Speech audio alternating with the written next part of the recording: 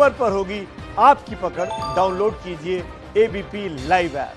Master stroke में अब वो खबर जो देश के 130 करोड़ लोगों की उम्मीदों को तोड़ने वाली है। कोरोना की आयुर्वेदिक दवा बनाने का दावा करने वाले स्वामी रामदेव ने कहा था कि सोमवार से दवा बाजार में बिकने लगेगी, लेकिन बाजार में आने से पहले ही दवा पर दंगल हो गया है।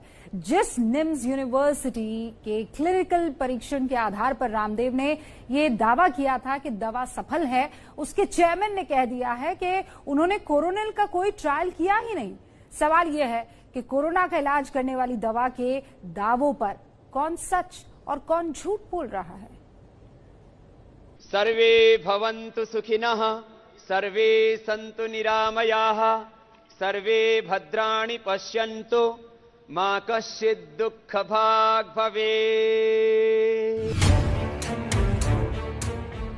तो कुछ इस अंदाज में बाबा रामदेव ने उस दवा को लॉन्च किया था जिससे वो कोरोना के इलाज का दावा कर रहे हैं।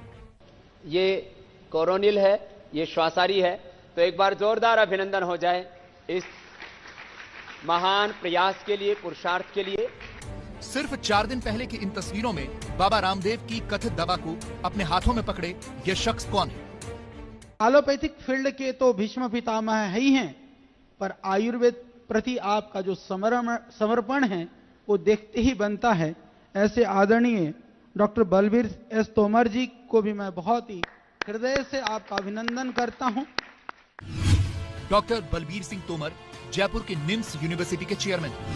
कोरोनिल के लॉन्च के वक्त पतंजलि के सीईओ आचार्य बालकृष्ण से लेकर खुद स्वामी रामदेव तक ने उनकी तारीफ में खूब कसीदे पढ़े थे।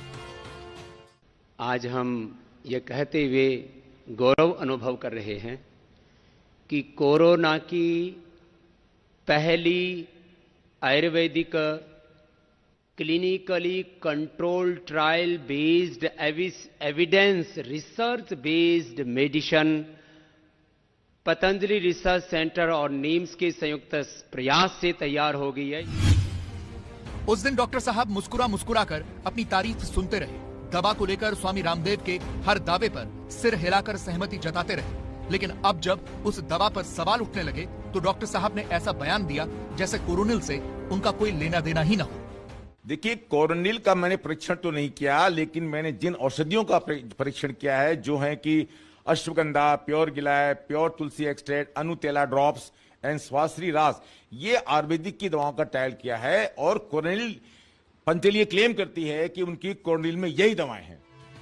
मतलब ये हुआ कि बाबा रामदेव के साथ मंच पर खड़े होकर दवा लॉन्च करने वाले डॉक्टर बलबीर का कहना है कि कोरोनिल दवा का कोई परीक्षण हुआ ही नहीं। तो हमने उनसे सवाल पूछा कि सीधे शब्दों में बताइए कि कोरोनिल कोरोना की दवाई है या नहीं। उनका जवाब सुनो। वो कह रहे हैं, वहां से क्लेम हो रहा है कि कोरोनिल में जिस दवाएं को इन्होंने रिसर्च में किया वही डाली गई हैं, पर ये मैं नहीं कह सकता। लेकिन उनका कहना है कि कोरोनिल में सारी दवाएं हैं, उसके मिक्सचर से ही कोरोनिल बनी है। सवाल है कि अगर डॉक्टर बलबीर को कोरोनिल के बारे में कुछ पता ही नहीं तो उस दिन वो उस वक्त चुप क्यों रहे जब बाबा रामदेव उनके बगल में बैठकर कोरोनिल को कोरोना की दवाई बता रहे थे। कोरोना का पहला Ayurvedic treatment, this is not only control, cure है ये उसका। और बड़ी बात है कि ये कहते हुए हमें फक्र है कि इसमें 100% रिकवरी रेट है with in 3 to 7 days. Doctor Balbir Singh Tomar के सुर तब बदले हैं जब राजस्थान सरकार ने इस दवा को लेकर कोई अनुमति न देने की बात कही। यहाँ गौर करने की बात यह है कि डॉक्टर बलबीर जिस निम्स के चेयरमैन हैं वो राजस्थान में ही है। मतलब ये पूरा मामला कहीं न कहीं राजनीति के फेर में फंसता नजर आ रहा है।